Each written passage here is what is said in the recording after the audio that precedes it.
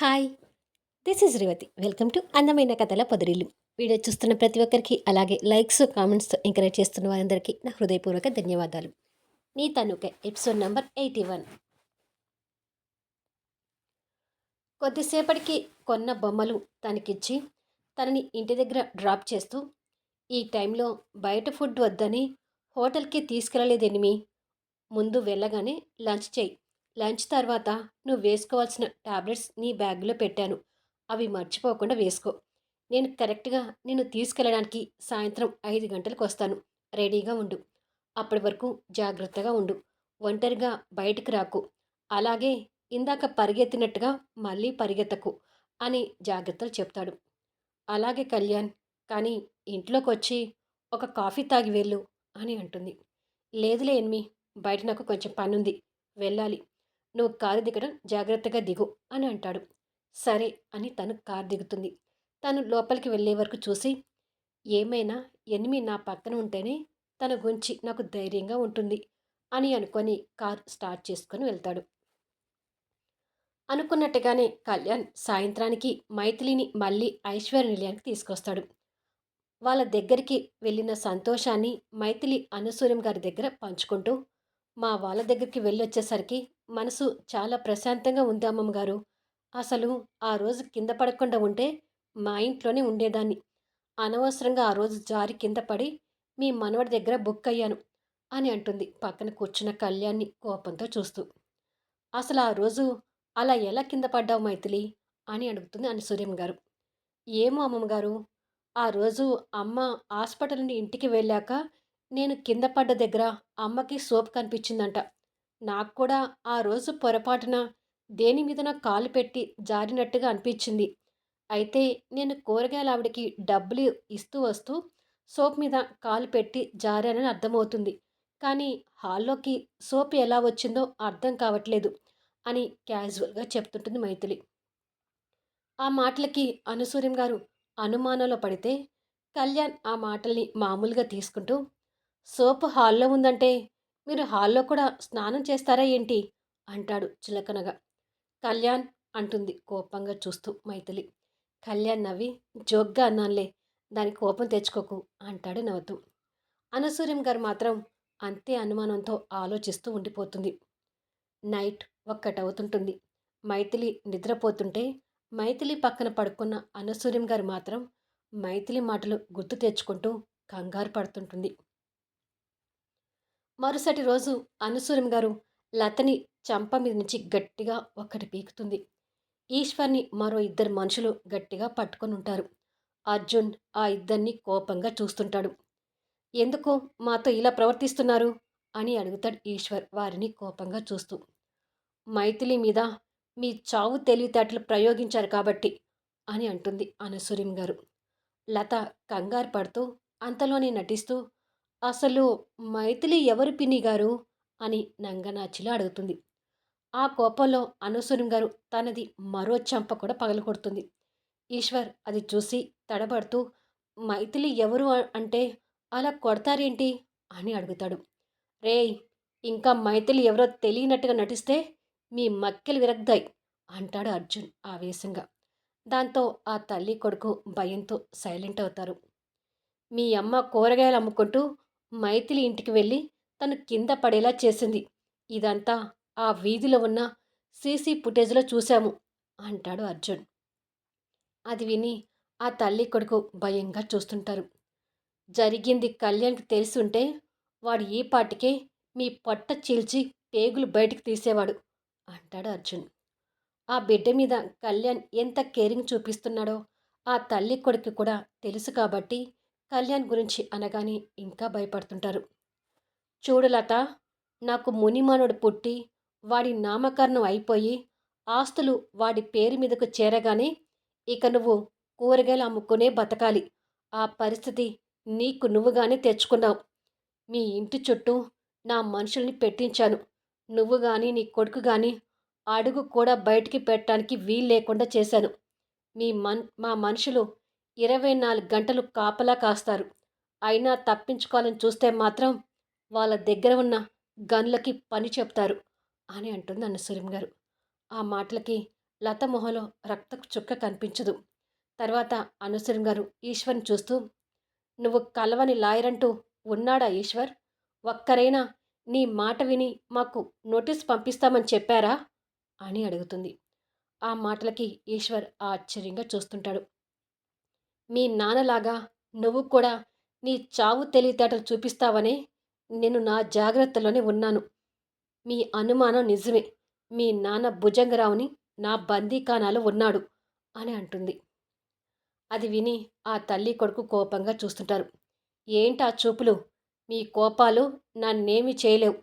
అసలు మీ నాన్న మా బందీఖానాలో ఎందుకున్నాడో తెలుసా? మీ నాన్న అశ్వత్థామాని చంపేటప్పటికే ఆస్తులన్నీ ఐశ్వర్య పేరు మీద రాసి, ఆస్తులపై general power of Atomy Kalyan పేరు మీద రాశారు. ఆ విషయం తెలుసుకున్న మీ నాన్న పసివాడినైన కళ్యాణ్‌ని చంపడానికొచ్చి నాకు దొరికిపోయాడు. ఇక ఆ తర్వాత మీ నాన్న ఇంతవరకు బయటి ప్రపంచాన్ని చూడలేదు. తోక జాడించాలని చూస్తే మీ నాన్నకు పట్టిన గతే మీకు పడుతుంది ఈశ్వర్ అంటుంది అనసూయం గారు. ఆ మాటలకి ఈశ్వర్ కూడా భయపడుతుంటాడు. చెప్పింది గుర్తుంది కదా! ఇల్లు వదిలి బయటికి రావాలంటే మీ ప్రాణాల మీద ఆశ వదిలేసుకొని కదలండి అని ఇద్దరికీ వార్నింగ్ ఇస్తుంది. అలా అమ్మ కొడుకుని ఆ ఇంట్లోనే బంధించింది అనసూయం గారు. కొద్దిసేపటికి అర్జున్ కార్ డ్రైవ్ చేస్తూ ఆస్ ఆస్తుల మీద నాకు కొన్ని అనుమానాలు ఉన్నాయి అమ్మమ్మగారు. అశ్వత్థామ గారు ఆస్తుల్ని తమ కూతురు ఐశ్వర్య పేరు మీద రాసి, దానికి general power of Atomy Kalyan పేరు మీద రాశారని చెప్పారు. అంటే దీనిని బట్టి కళ్యాణ్ ఆస్తుల్ని వాడుకోవచ్చు గానీ, వాటిని అమ్మడానికి గానీ, ఇంకెవరి పేరు మీదైనా ట్రాన్స్‌ఫర్ చేయటానికి గానీ కళ్యాణ్‌కి అధికారం ఉండదు. ఆ అధికారాలన్నీ కేవలం ఐశ్వర్యకు మాత్రమే ఉంటాయి. మరి ఈ ఆస్తుల మీద పూర్తి అధికారం ఐశ్వర్యకే ఉన్నప్పుడు, ఐశ్వర్య ఆస్తులు కళ్యాణ్ వారసుడికి ఎలా చెందుతాయి అని అడుగుతాడు అర్జున్. అశ్వత్థామ తెలివితోనే వీలునామా రాశారు అర్జున్. వీలునామా రాసేటప్పటికే ఐశ్వర్య మాకు దూరమైంది. అప్పటికే ఐశ్వర్య ప్రాణాలతో ఉందా లేదా అనేది మాకు తెలీదు. ఒకవేళ ఐశ్వర్య ప్రాణాలతో ఉంటే ఆస్తులన్నీ ఐశ్వర్యకు చెందేటట్టుగా, అదే ఐశ్వర్య ప్రాణాలతో లేకపోతే రాబోయే రోజుల్లో కళ్యాణ్‌కి పుట్టబోయే వారసుడికి ఆ ఆస్తులు చెందేటట్టుగా అశ్వత్థామ వీలునామా రాశారు అని అంటుంది. అదేంటమ్మమ్మగారు? అదేదో కళ్యాణ్ వారసుడికి కాకుండా కళ్యాణ్ పేరు మీద రాయొచ్చు కదా! అంటాడు అర్జున్. అలా ఆస్తులు డైరెక్ట్‌గా కళ్యాణ్ పేరు మీద రాస్తే, వాళ్ళ అన్న అశ్వత్థామ ఆస్తులపై తమ్ముడిగా నాకు మాత్రమే అథారిటీ ఉందని, ఆ ఆస్తులపై పరాయి ఇంటి పేరు మోస్తున్న కళ్యాణ్‌కి ఎలాంటి అధికారం ఉండదని, ఆ ఆస్తులకు అసలు వారసులు మేము అని అశ్వత్థామని బెదిరించి, మోసపూరితంగా ఆ ఆస్తులు వాళ్ళు రాయించుకున్నారని, భుజంగరావు కోర్టుకు వెళ్లి గెలిచే ప్రమాదం ఉందని అశ్వత్థామ గ్రహించాడు. అందుకే ఆ ఆస్తులు ఐశ్వర్య బతికి ఉంటే ఐశ్వర్యకి చెందుతాయి అన్నట్టుగా, లేదంటే మూడో తరంగా కళ్యాణ్ వారసుడికి చెందుతాయి అన్నట్టుగా వీలునామా రాశారు. కళ్యాణ్‌కి వారసుడు పుట్టి ఆ ఆస్తులు వాడి పేరు మీద అయితే, ఇక భుజంగరావు, ఈశ్వర్ ఏమీ చేయలేరు అని అంటుంది. అంటే ఒకవేళ ఐశ్వర్య బతికి ఉండి వస్తే, ఇక ఆస్తులన్నీ తనవే అవుతాయా అమ్మమ్మగారు అని అడుగుతాడు. అవును అర్జున్. తనివే అవుతాయి. కానీ నాకంత అదృష్టం లేదు. ఐశ్వర్య తప్పిపోయిన దగ్గర నుంచి తన కోసం వెతికిస్తూనే ఉన్నాను. కానీ ఐశ్వర్య జాడ ఇంతవరకు తెలియలేదు. అసలు ఐశ్వర్య ఉండి ఉంటే ఈ గొడవ అంతా ఉండదు. ఒకవేళ ఈలోపు ఐశ్వర్య ఉందని తెలిస్తే ఈ ఆస్తులన్నీ తన సొంతం అవుతాయి. అప్పుడు కళ్యాణ్‌కి గానీ, కళ్యాణ్‌కి పుట్టబోయే వారసుడికి గానీ ఈ ఆస్తులపై ఎలాంటి హక్కు ఉండదు అని చెప్తుంది. అవునా? అంటే ఐశ్వర్య బతికి ఉందని నమ్మకం మనకి ఎలాగూ లేదు కాబట్టి, కళ్యాణ్‌కి వారసుడు పుట్టి, వాడికి బారసాల ఫంక్షన్‌లో పేరు పెట్టి, ఆస్తులన్నీ ఆ బుడ్డోడికి చెందే వరకు మనం చాలా జాగ్రత్తగా ఉండాలనమాట అంటాడు అర్జున్. అవును అర్జున్. ఒకవేళ ఈలోపు ఆ ఈశ్వర్ వాళ్ళు ఆస్తులకి వారసులం మేము అని నోటీస్ పంపిస్తే, కోర్ట్ ఆర్డర్ వచ్చే వరకు పుట్టబోయే పిల్లాడి పేరు మీదకు ఆస్తులు ట్రాన్స్ఫర్ చేయలేం. అందుకే ఎలాంటి నోటీసులు రాకుండా ఈశ్వర్‌ని కనిపెట్టుకుంటూ ఉండాలి అని అంటుంది. మరి ఈ విషయాలన్నీ కళ్యాణ్‌కి ఎప్పుడు చెప్తారమ్మమ్మగారు? అని అడుగుతాడు డ్రైవ్ చేస్తూ. రేపు వారసుడు పుట్టి బారసాల రోజు ఆ ఆస్తులు ఆ బుడ్డోడి పేరు మీద ట్రాన్స్ఫర్ చేసేటప్పుడు ఇక అన్ని విషయాలు కళ్యాణ్‌కి చెప్పాల్సి ఉంటుంది అని అంటుంది అనసూయం గారు. పాపం కళ్యాణ్ ఆస్తులు అన్నీ వాడివి అనుకొని ఇన్ని రోజులు విర్రవీగుతూ వచ్చాడు. రేపు ఆ బారసాల ఫంక్షన్ రోజు ఇవన్నీ తెలుసుకొని ఆ పిచ్చోడు ఏమైపోతాడో అని స్నేహితుడి గురించి అర్జున్ బాధపడుతుంటాడు. రోజులు అలా అలా గడిచిపోతుంటాయి. ఒకరోజు నైట్ టైం 12 అవుతుంటుంది.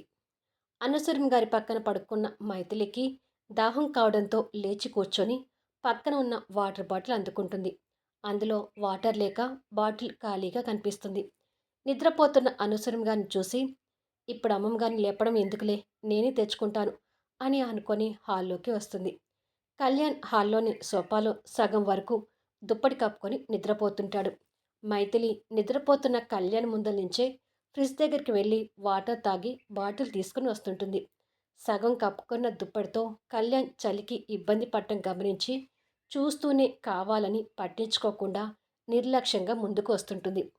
కానీ కళ్యాణ్ని అలా వదిలి వెళ్ళడానికి మనసు ఊరుకోక మళ్ళీ వెనక్కి తిరిగి చూస్తుంది. కళ్యాణ్ పసిపిల్లాడు వణుకుతున్నట్టుగా చలికి వణుకుతుంటాడు. ఇక అలా వదిలి వెళ్ళలేక వెనక్కి వచ్చి వాటర్ బాటిల్ పక్కకు పెట్టి నిద్రలో అమాయకంగా కనిపిస్తున్న కళ్యాణ్ మొహంలోకి చూస్తూ సగానికి ఉన్న దుప్పటిని పై వరకు కప్పి ఆ బాటిల్ తీసుకొని తిరిగి వెళ్ళబోతుండగా, నీ తనువు నాది ఎనిమి, నీకు ఎన్ని కోట్లు కావాలంటే అన్ని కోట్లు ఇచ్చైనా సరే మిగిలిన నా 2 కోరికలు కూడా తీర్చుకుంటాను. నా కోరికలు తీరకుండా నిన్ను అస్సలు వదిలిపెట్టను అని నిద్రలో కలవరిస్తుంటాడు. దాంతో మైథిలి వెనక్కి తిరిగి కళ్యాణ్ వైపు కోపంతో కళ్ళెర్ర చేసి చూస్తూ, మెంటలోడా, నిద్రలో కూడా నా తనువు గురించి కోరికల గురించే కలవరిస్తున్నాడు.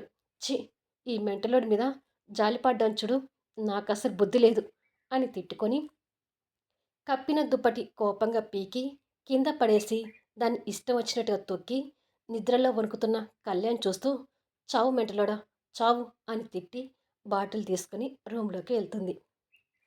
ఇలా కళ్యాణ్ కోరికలు మనసులో ఉండగానే రోజులు గడిచి క్యాలెండర్లో పేపర్స్ మారి మైథిలికి 9 నెలలు నిండుతాయి. కళ్యాణ్ కూడా ఆఫీస్కి వెళ్ళడం మానేసి పూర్తిగా మైథిలి కోసం, అంటే పుట్టబోయే బిడ్డ కోసం టైం కేటాయిస్తుంటాడు. ఒకరోజు ఐశ్వర్య నిలయలో డాక్టర్ రమాదేవి మైథిలిని చెక్ చేసి, ఏ సమయంలో నొప్పులు వస్తాయో తెలియదు కాబట్టి రేపు ఉదయం హాస్పిటల్లో అడ్మిట్ చేయండి అని అంటుంది. కళ్యాణ్ సంతోషపడుతూ అలాగే డాక్టర్ అంటాడు. కానీ హాస్పిటల్ అనగానే అనసూయం గారు కాస్త కంగారు పడుతూ, హాస్పిటల్లో కాకుండా ఇక్కడే తనకి డెలివరీ అయ్యేటట్టుగా చూడండి డాక్టర్ అని అంటుంది. లేదండి, ఏదైనా ఎమర్జెన్సీ అవసరం అయితే ఇక్కడ కష్టం అవుతుంది, హాస్పిటల్ అయితేనే కరెక్ట్ అంటుంది డాక్టర్. అవును గ్రాని, నాకు కూడా హాస్పిటల్ అయితేనే కరెక్ట్ అనిపిస్తుంది. రేపే మైథిలిని హాస్పిటల్లో అడ్మిట్ చేద్దాం అంటాడు కళ్యాణ్ రాబోయే ముప్పు గురించి తెలియక. కానీ అనసూయం గారి మనసేదో కీడు తలపిస్తుంటుంది. కొద్దిసేపటికి డాక్టర్ అనసూయం గారు అక్కడి నుంచి వెళ్ళిపోతారు.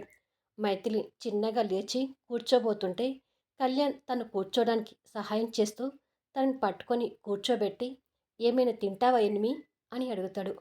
అబ్బా కళ్యాణ్, నీ కొడుకు పేరు చెప్పి నాకు తెగ తినిపిస్తున్నావు, దాంతో నేను బాగా లావైపోతున్నాను అని అంటుంది. కళ్యాణ్ నవ్వి, ఇక ఈ 1, 2 రోజులే కదా, నా బాబు బయటకొస్తే ఇక నేనెందుకు పట్టించుకుంటాను, ఉండు, నేను వెళ్ళి జ్యూస్ తీసుకొస్తాను అని వెళ్ళిపోతాడు. మైథిలి బాధగా చూస్తూ, అవును, ఇక ఈ బిడ్డకి నాకున్న సంబంధం ఈ 1, 2 రోజులే అని అనుకొని కంటతడి పెట్టుకుంటుంది. మరుసటి రోజు మైథిలి హాస్పిటల్లో అడ్మిట్ కావటానికి బయలుదేరుతూ దేవుడికి దండం పెట్టుకుంటుంది. అమ్మ మైథిలి, నువ్వు కళ్యాణ్ ముందు వెళ్ళండి, నేను అర్జున్ వెనక కారులో వస్తాము అంటుంది అనసూయం గారు. అలాగే అమ్మమ్మగారు, కానీ అలాగే అమ్మమ్మగారు అని అశ్వత్థామ అంజలి ఫోటోలు కూడా దండం పెట్టి కళ్యాణ్ వెంట ఐశ్వర్య నిలయం నుంచి బయటకు వస్తుంది మైథిలి. మా ఐశ్వర్య నిలయాని ఇప్పుడే తనివి తీరా చూసుకో ఎనిమి. ఇంకెప్పుడు నువ్వు ఈ దరిదాపులో రావటానికి కూడా నేను ఒప్పుకోను అంటాడు కళ్యాణ్.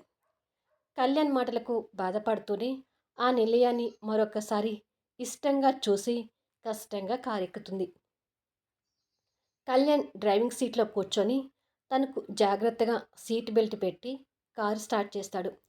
కొద్దిసేపటికి కారు రోడ్డు మీద కాస్త లోయ ప్రాంతంగా ఉన్న ఏరియాలో నిదానంగా వెళ్తుంటుంది. జూనియర్ ముద్దుల మెంటలోడు భూమి మీదకు రాబోతున్నందుకు కళ్యాణ్ సంతోషానికి అవధుల్లేవు. కళ్యాణ్ అలా సంతోషంగా కార్ డ్రైవ్ చేస్తుండగానే వెనక నుంచి స్పీడ్గా వస్తున్న ఒక లారీ వీళ్ళ కారుకి గట్టిగా డాష్ ఇస్తుంది. ఈ యాక్సిడెంట్ ఎలాంటి పరిస్థితులకి దారితీస్తుంది అనేది రాబోయే ఎపిసోడ్లో చూద్దాం. ఈ వీడియోపై మీ అభిప్రాయాలు చెప్తూ కామెంట్స్ ఇవ్వండి. అలాగే లైక్స్ ఇచ్చి ఎంకరేజ్ చేయండి.